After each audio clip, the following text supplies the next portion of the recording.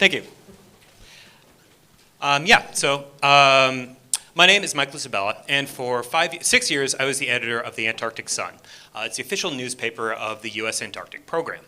And what that means is for 5 austral summers, I deployed down to Antarctica to cover the research and the work done on this often forgotten continent. And I'm here to tell you that there's more to Antarctica than it being this weird blob at the bottom of a Mercator projection map. So just to get some context, Antarctica is about 5.5 million square miles, and that's about 1.5 times the size of the United States. Now I realize I'm not in Kansas anymore, so I can convert. That's about 14.2 million square kilometers and 1.3 times the size of Europe. Now you can probably all tell I suffer from the American condition. I still think in terms of our freedom units. So if I start talking in Fahrenheit and furlongs, apologies ahead of time. And one other just note, I'm talking today about the US Antarctic Program, which is distinct from the British Antarctic Survey. There's a lot of similarities between the two programs, and I will come back to them towards the end, but they are distinct entities, and I can't really speak too much about them. I never worked for them, but I'm sure they're very nice. So we like to say that Antarctica is the highest, driest, coldest, windiest, and emptiest continent. And we like to say that because it is all of these things. It's the highest continent. On average, its surface is more than a mile above sea level. That's all ice, compacted ice. Driest, it's actually, despite all that ice, a desert. Less than 5 centimeters of average precipitation across the continent a year. But that does vary quite a bit by region. Coldest, that's pretty self-explanatory. Coldest temperature ever recorded on Earth was minus 89.2 C at Vostok Station in 1983. Windiest, not uncommon to have storms in some parts of the continent with gusts over 200 miles an hour. And emptiest, there are no native people there. And this is the one that really kind of blows my mind. You know, scientists can say, humans left Africa maybe 200,000 years ago and reached the Americas maybe 37,000 years ago. We know the day of the week humans first stepped foot on Antarctica. It was a Thursday. So what is out there? Well, most of the continent is pretty empty and barren. This is the polar plateau, and it's flat and goes on for many, many miles, and this is all thousands of feet thick ice. But around the coastlines and the mountain ranges, it can get pretty dramatic. And there is, of course, more than just ice and snow in Antarctica. There's actually about 70 different research stations operated by about 30 different countries. They're kind of scattered throughout the continent. These are the US research stations: McMurdo Station, Amundsen Scott South Pole Station, and Palmer Station up there on the peninsula. And the UK stations are located up in this area. And so with all these international countries, with all these countries working on the continent, it would seem to be kind of complicated to get everything organized. Well, the whole continent is governed by the Antarctic Treaty, and it was originally signed in 1959, came into effect in 1962, signed by a dozen countries at the time, but now has 55 signatory nations. And basically what the treaty says is no one nation owns Antarctica. It's set aside for peaceful uses. No military bases are allowed there. No nuclear explosions or nuclear waste, because that was a big deal in 1959. And the whole continent is set aside for science and the environment, which I think is pretty cool, a continent of science. The National Science Foundation manages the US operations in Antarctica through the US Antarctic Program. Every year, that means it's about 150 science projects every year. 3,000 people on average go to and from the continent. 3 stations, 2 research vessels, a whole bunch of temporary field camps, and I would say a partridge in a pear tree, but there are no partridges in Antarctica, and there are no trees. So how do we get there? Well, it depends on where you're going a little bit. If you're going to Palmer Station here on the peninsula, you'll fly commercial down to Punta Arenas at the south of Chile, and then take a boat for 4 days across the Drake Passage, which is some of the worst ocean in the world, to our research station there. If you're going to the continental side, over here, you'll fly commercial to Christchurch, New Zealand, and then hop on a military transport plane and fly across the ocean and arrive at McMurdo Station on the ice. If you're lucky, you'll get on a C-17, which is a jet plane. That flight is 5 hours. If you're unlucky, you're on a LC-130. That's a propeller plane. That's 8 hours of flying. And if you're really unlucky, they'll route you from Dallas, Texas to Sydney, Australia beforehand. That flight sucks. And before touching down, you're issued the extreme cold weather gear to keep you nice and toasty. You get these attractive snow goggles, a balaclava, this ever so attractive big red jacket, furback mittens if you want them, snow pants, and these big clunky but warm bunny boots. That's the technical term. So where are we going with all this stuff? Palmer Station is the first station I'm going to talk about. It's up here on the peninsula, and it's our farthest north station, and it's also the most recent. It was built in 1968, so brand new, let me tell you. And it's also the smallest of the U.S. research stations. 45 people at the peak of summer, about 25 people keeping it going during the winter. It's the farthest north also. It's actually north of the Antarctic Circle, so it never experiences the 24 hours of daylight during summer and the 24-hour darkness during winter. It's too small to have an airfield, so it's only accessible by ship. You have to cross the Drake Passage, which, like I said, is some of the worst ocean in the world. If you get seasick anywhere, you will get seasick there. It's a 4-day trip. It's real rough. It's on an island, Anvers Island, and there's a bunch of other smaller islands nearby. And basically, there's a lot of open water nearby, so researchers will hop on little inflatable Zodiac boats to kind of jump around to the different research spots that they want to collect samples or study. Because it's so far north, it's very alive. It's got the widest range of different life, just kind of all over the place. We've got petrels, seals, chinstrap penguins, gentoo penguins, whales, all of which researchers study in great detail. And it's also, Palmer Station's also kind of the main port for our two research vessels, the Nathaniel B. Palmer and Lawrence M. Gould. The smaller ship, the Lawrence M. Gould, is mostly used for ferrying people back and forth from Chile to the station and doing a couple of trips up and down the peninsula. The larger Palmer is more equipped to do longer, month-long trips to more remote regions, so they do a lot of the heavy lifting stuff. On the opposite side of the continent is McMurdo Station. It's the main U.S. research station in Antarctica and the logistics hub, essentially, for the continent. It's located on an island also, Ross Island. It's here at the bottom of Hut Point Peninsula. This is glacial ice that's come off of the Ross ice shelf over here. This is permanent ice, it never goes away, and this is frozen ocean that freezes every winter and then breaks up in the summer. Like I said, it's the largest U.S. station. This is the largest station on the continent because when America goes somewhere, it goes big. It's really more of a small town. The top population in the peak of summer is 850, 900, I've seen 1,000 at times. During the winter, it drops down to about 150 people, mostly just there to keep it from blowing away. And like I said, it's the main hub for operations. That's where most people travel to, most science projects are based out of there, and most cargo gets shipped there. It's farther south, so it's not quite as alive as Palmer Station, but it's still got its fair share of charismatic fauna. We've got Adelie penguins, Weddell seals, South Polar squid. These are mean. These guys will steal food right out of your face. And they're pretty seasonal. They'll come in during summer and then get out of there during winter. Emperor penguins live in the region all year round, but if you go under the ocean, dive under, you'll see that the benthos underwater, the ocean is just very alive. You get fish, sea stars, sponges, and my favorite, these sea spiders. They grow to be about the size of dinner plates in the highly oxygenated water. They're not actually related to spiders, but yeah. Also at the station, we have a small armada of different kind of vehicles to take researchers to wherever they need to go. Anywhere from just just around the corner on a snowmobile or a piston bully. You can get a little farther out with a helicopter, and we also have fixed-wing airplanes to go halfway across the continent, essentially. This is an LC-130. It's a modified C-130, military C-130 cargo plane. The L stands for skis in the military, apparently. And it's also the primary means of transport to the South Pole, which is about 800 miles away as the penguin flies. Or you can drive there.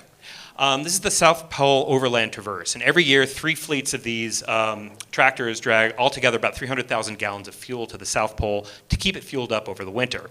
It's a 3-week trip. They have to bring their own living quarters and everything along with them. I'm told it's like sailing on a frozen ocean in a tractor. And their destination is the Amundsen Scott South Pole Station, located just feet away from the actual geographic South Pole. It's named after Roald Amundsen and Robert Falcon Scott, the leaders of the two teams that were the first to reach the South Pole. This we call the ceremonial pole because it looks nice. And that's just a little ways away from the geographic South Pole, which is the actual bottom of the world. The station itself, it's about 150 people during the peak of summer. During winter, about 45. It's on top of about it's on top of about 9,000 feet of compacted ice. So this is all. It's almost 2 miles high in the sky on ice alone, basically. And the way the atmosphere works, it actually feels like you're closer to 10, 11,000 feet. So you can get pretty lightheaded. A lot of altitude sickness. It's so cold, it's only accessible for about 4 months of the year. So after the last plane leaves in February, the team that's there over winter, they don't see anyone new for 8 months until November when the first plane arrives. So this is the aurora over it. The sun only sets once a year and only rises once a year, so effectively day and night are 6 months long. It's trippy, I hear. During the depths of winter, it can get as cold as minus 75 C, but in the summer, it can get as warm as a nice balmy, it's usually about minus 30, or it can get as warm as a nice balmy day as, minus 17 C, which sounds a lot more dramatic when I say 0 Fahrenheit, but it's a dry cold. Okay, so we got all this stuff out there. What do we do with it? Well, science, and lots of it. To borrow a phrase from Douglas Adams, everything from astronomy to zoology. So the South Pole is 9,000 feet of elevation. It's thousands of miles from the nearest city, middle of the driest desert in the world, and it's dark for half the year. This is the perfect place for astronomy. So these are all telescopes. This is a bicep array. This is the bicep array and the Keck array. They study the cosmic microwave background radiation, some of the oldest light in the universe. They're looking for echoes of the Big Bang, essentially. And then this guy here, this is the South Pole Telescope, super creative name. One of the cool things that it's done, it was part of a project called the Event Horizon Telescope, which is a collection of telescopes around the world that pooled the resources together to make this. This is M87, the first picture of a black hole ever taken.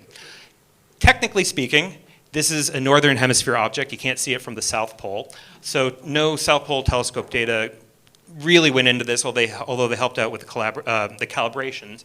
But they did contribute to this, Sagittarius A star. This is the black hole at the center of our galaxy. This image was just released a few months ago, and yeah, definitely used plenty of data from the SPT here. And because I like talking about spacey stuff, I'm going to keep doing it for a little while. This is McMurdo Station's long-duration balloon facility. And long-duration balloons are basically the poor man's satellite. They're helium balloons that lift science payloads up into the stratosphere, about above 99% of the atmosphere, about 130,000 feet into the air, and then kind of settle into this circumpolar current, drift around the continent a couple of times, collecting data, and then fall, drop, land on the continent, and we go and collect the data and the equipment. Now, for a sense of scale, these blocks here are 3-story buildings. That balloon is about 150 feet tall. When it gets all the way up to the stratosphere, it actually expands out to the size of a football pitch. So these things are not small, and neither are the science payloads they carry. This is just a small smattering of the different ones that have gone up in recent years. GRIPS was that was a solar telescope. ANITA was looking at high-energy neutrinos. Super Tiger 2 was studying cosmic rays. STO2 was looking at the interstellar dust, the stuff between the stars. And Excalibur was an X-ray telescope looking at neutron stars. But the cool thing about Antarctica is its extreme environments can also work really well for standing in for environments that we can't get to, like on different planets and moons, essentially. This is Icefin. The researchers were using the Ross Ice Shelf off of McMurdo Station as basically a stand-in for Jupiter's moon Europa. I like to say that this is a prototype of a prototype of a prototype of a space probe that NASA hopes to send to Jupiter's icy moon someday. So they're doing, testing this out in Antarctica to kind of get the idea of the kind of technology they need to develop in order to make this work millions of miles away. And these are the McMurdo, nearby are the McMurdo Dry Valleys, and this is about as close to Mars as you can get on planet Earth. It's one of the driest places in Antarctica, and one of the only places, the largest area that isn't covered in ice and snow. And what these researchers are doing, they're looking for evidence of this kind of brine that flows underneath the surface that we think we've seen also in Mars, in images of Mars. And so the idea is, of course, if we can understand what's happening on planet Earth, we can understand what's happening in planet Mars. But a little bit closer to home, researchers are also studying the ecology of all kinds of different animals throughout Antarctica, including Adelie penguins. Researchers are studying everything about them, from their behavior, their reproductive habits, their survival rates, all kinds of different stuff. And when the research first started on a lot of these projects, the idea is to see how they respond to changes in climate. Although the research was started before climate change was really a thing. They just want to kind of see how these animals survived in this environment, essentially, year to year. But as climate change has become more of an issue, that's been taken on a much more central focus of this research. In addition, there's also this team that's been studying Weddell seals. They've been going to this McMurdo Station for 50 years to study everything about them. And they've collected data on every single seal born in the area for the last 50 plus years. But it's not just the charismatic megafauna that they're studying. These are sea snails. These are tiny snails that swim in the ocean. And researchers are studying to see how climate change is affecting them. Hint, not great. And they form the basis of a lot of food chains in Antarctica. So it's a really important base species to understand. The cool thing about Antarctica is, a lot of the ecosystems that do form there are very simple and very basic. So it's very easy to understand what makes them work. You can really understand everything about them, basically. So it's a good kind of natural laboratory to understand what makes ecosystems broadly tick, and then kind of expand that out to understand more complicated systems elsewhere in the world.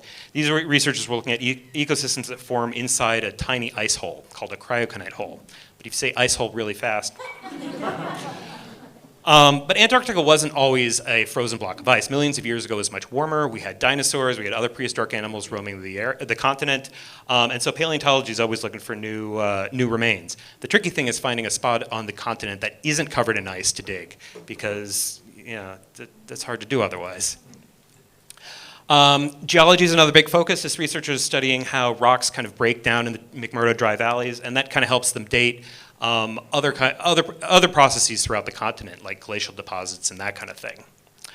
Atmospheric physics, the region nearby McMurdo Station is not very well known, so this is a Department of Energy study to see how to better predict the weather patterns in the McMurdo area, because we need to know that better to fly our planes and safety. In addition, our research cruises go all over the continent, studying all kinds of different things about the oceans. This includes how they freeze over, the chemical composition, their currents, the creatures that live within them, and the seafloor as well. So it's a numerous different, there's multiple cruises every year that go around. These researchers are recovering, it's a little hard to see, but it's an autonomous robot that was floating around the continent for a couple of months collecting data about currents. And glaciology is obviously a really big one. Embedded within glaciers is evidence, little tiny bubbles of atmosphere from thousands of years ago. And these are the best kind of ways to understand how the climate has changed and how the atmosphere has changed over the last few thousand years. Hint, more carbon dioxide. And so, scientists will drill down into these large, thick blocks of ice, essentially, to try to find out and get big cross sections of them and understand how they've changed over time. But it's also really important to know how glaciers move and flow as a complete object, because there's a lot of ice there. And that's why the US and the UK have actually teamed up on a really big project recently. This is called the International Thwaites Glacier Project, and it's studying the Thwaites Glacier here in this remote region of Antarctica. And it's basically to understand the glacier inside and out. It's 8 research projects, over 100 scientists, and a $50 million budget. And it's the biggest US-UK joint research project in Antarctica ever. And the reason is Thwaites and the area around Thwaites are losing ice faster than anywhere else in the continent. And so scientists want to basically know why. And what's really concerning about Thwaites is the glacier is kind of pinned back by a mountain range right at the front of it. And the fear is that if the bottom of the glacier kind of melts above the tip of that mountain range, warm water can pour in underneath, and then the glacier will really start moving quickly into the ocean, affecting sea levels. And this glacier is big. It is about the size of England. Scientists estimate that if the whole thing were to melt, it would contribute about 65 centimeters to sea level rise. But the really big fear is if it goes, the whole West Antarctic ice sheet, or most of it, can go with it. And that could contribute to sea level rise up to 3 meters. Now, I want to be clear, there's a lot of uncertainty about this. We're not, that's not a guarantee that that's going to happen. That's what we want to find out. The US and the UK have teamed up to answer that question. How much and how fast? How much of the glacier is likely to go, and are we looking at years, decades, centuries before it goes? And so yeah, it's a big project looking at everything about it. We've got satellite flyovers, we've got ocean cruises, remote vehicles, remote buoys. We're looking, going at it from land, sea, and air, looking at it top, bottom, and everything in between, essentially. We want to learn about the past, present, and future of the glacier. How did it react in previous warm climates? What condition is it in today? And what's it likely to do in the future? Now, there's scientists. This happened over the last couple of years, and research has been a little bit delayed on account of the pandemic, that whole thing. But the initial results are a little bit concerning. Essentially, it looks like the ice shelf that's out in front of the glacier is in pretty rough shape, and is in more danger of collapsing than we had initially worried about. And the fear is if that goes, the glacier behind it might start flowing faster. But they're still working on a lot. There's a lot to still work on, and they're still looking into it. So that's not the final gospel yet. But it does kind of emphasize that Antarctica isn't just this big block of ice in this remote part of the planet. It's as much part of planet Earth as any other system that surrounds us, and it's something we really need to know about, and something we really need to keep in mind. And just because it's out of sight doesn't mean it doesn't affect us. So on that positive note, any questions?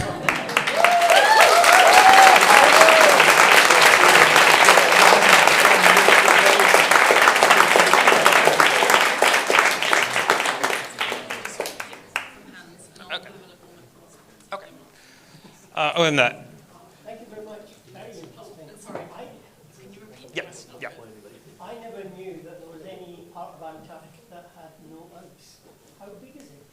Not very big, the whole thing considered. Antarctica itself is about 99% covered in ice, 98, 99% essentially. Square kilometers wise, I don't know off the top of my head. That's actually a very good question. But it's not huge. You can helicopter across it in in an hour essentially. So it's relatively small, all things considered. Okay, thanks.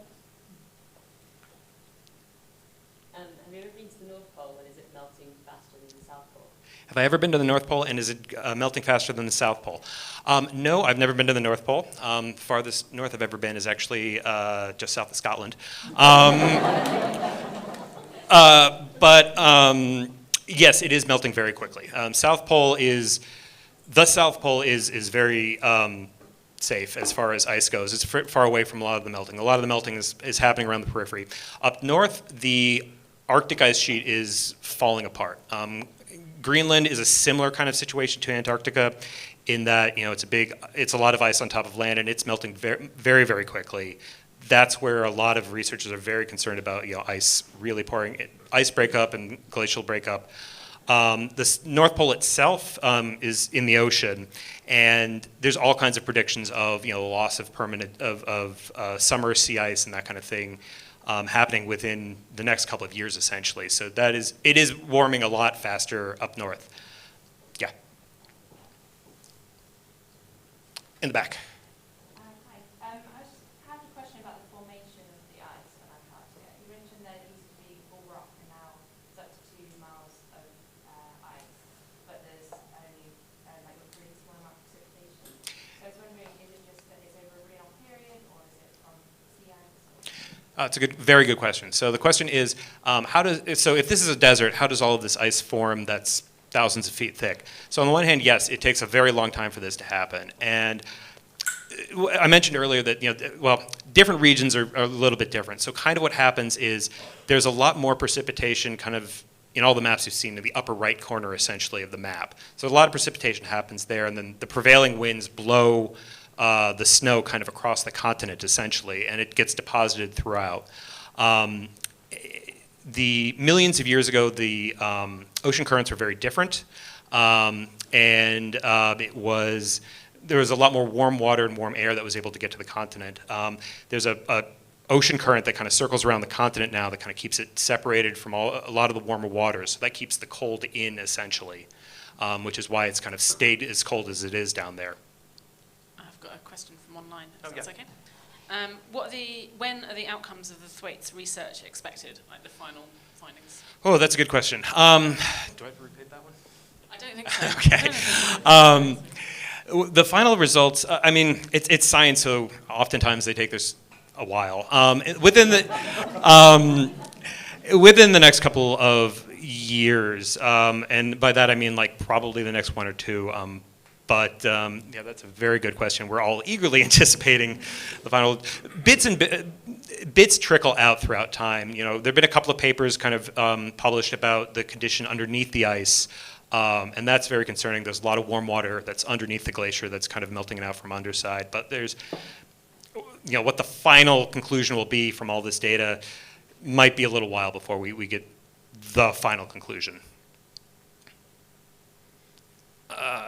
That one.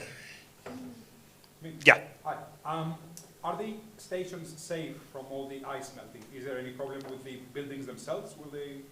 That's an excellent question. Are the buildings safe from the ice melting? The U.S. stations, 2 of the U.S. stations are built on rocky areas, and South Pole station's built on a giant ice thing. It's safe. One of the UK research stations actually has been having some problems. It's built on an ice shelf, and big cracks have been kind of forming around it, and every now and again they have to move the station to keep it from drifting out into the ocean. So that's been an issue. But the U.S. stations are safe. I can't speak necessarily for all the other 60 some odd stations around the continent, but for the most part, structurally, yeah, they're in okay shape. Right here in the front. In terms of food for the research stations, do you have greenhouses and things like that? And does the food cost if you work there? Good question. How do we eat, and are there greenhouses? So there is a greenhouse at the South Pole Station, because for those people stuck there for 8 months without any vegetables, oh, that's rough. So there's a small greenhouse there. It's actually very difficult to create a greenhouse, because one of the conditions of the Antarctic Treaty is you can't introduce foreign species, and that's very strict, and that includes, you can get special dispensation for like growing some vegetables, but it takes a lot of paperwork, so to speak. Everyone who goes down to Antarctica is a contractor for the government, so the government essentially supplies us with food. We don't have to pay for it. And we have a big cafeteria where basically we can go and grab breakfast, lunch, and dinner, and snacks, pizza, that kind of thing. Yeah. In the back. How long were you there for, and what was like your everyday life like? What was a typical day? Typical day. How long was I there for, and what was a typical day? I was there basically 5 deployments, each about 4 months. Typical day is, it could range. It could just be me working in a cubicle. I had a cubicle in Antarctica. Typing on my computer, writing, or working on photos, whatever it is. But on an atypical day, I'd be out with some of the researchers, taking pictures pictures of them for promotional purposes. Most of the photos you see here are ones I've taken. Doing interviews with them, writing stories about them, that kind of thing. So those are always the highlight days when I can actually get out in the field with researchers. But a typical day would be get up, get breakfast at the cafeteria, work for a while, get lunch at the cafeteria, keep working, and then get dinner and, I don't know, socialize until I fall asleep from exhaustion. We work 6 days a week, 9 hours a day typically, but it's usually more than that. There in the back. How did I end up being deployed to Antarctica? I found a job listing on Twitter. I just happened upon a job listing that said, Antarctica is looking for a journalist, and I was like, I've always wanted a rejection letter from Antarctica. Cool. And that never showed up, so here I am. But it was just really fortunate. I was doing science communication at a different place in Washington, D.C. for a while, and I was looking to do something else at about the same time. Applied, and apparently they liked me well enough to send me to the coldest place in the world. Oops. Yeah. How many time zones are there? Well, that's complicated. Basically, every station is. I don't have a number for you. The U.S. stations are on New Zealand. Well, the South Pole Station, McMurdo Station's on New Zealand time because we fly south from New Zealand, so we just want to keep everything constant there. Palmer Station's on Chilean time. Usually, all the different research stations kind of stick with whatever time zone they're closest to, and only South Pole Station's really far enough away from any kind of clear delineation of the pie slices that might. So they're all there. On New Year's Day, there's a traditional run around the world at the South Pole Station, where it just runs around the South Pole, crosses all the time zones, says, "Okay, we're done. We don't have to go outside anymore today."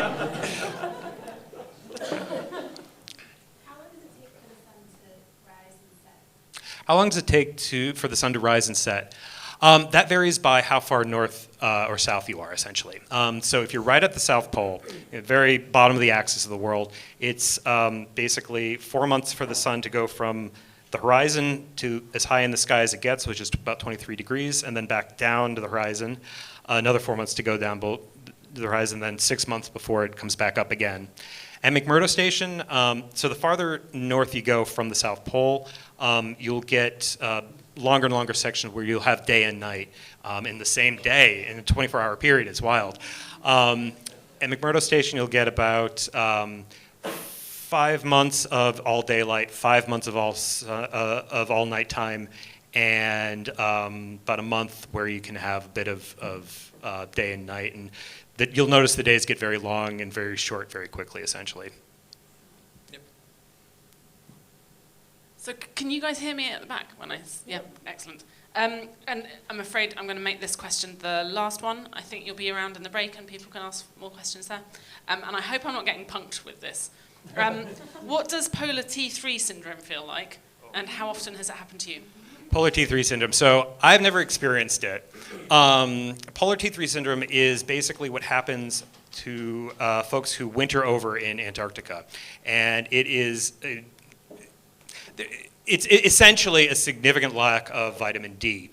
And it can lead to a lot of lethargy. It can lead to some loss of cognitive functions. And I've heard it's real nasty. I've met a couple of folks who, at the end of the winter, when they're heading north at the end of this winter, and I'm heading south in the summer, I kind of see them, and they're like, a little twitchy and a little, little. Seeing new people is a big strain on them sometimes. But they've just been with 50 people or 30 people or whatever it is for however many months in the dark. So I've been told it's just you feel real tired and real sleepy all the time and just have trouble kind of forming sentences essentially. So not fun. And on that, really nice. Hey!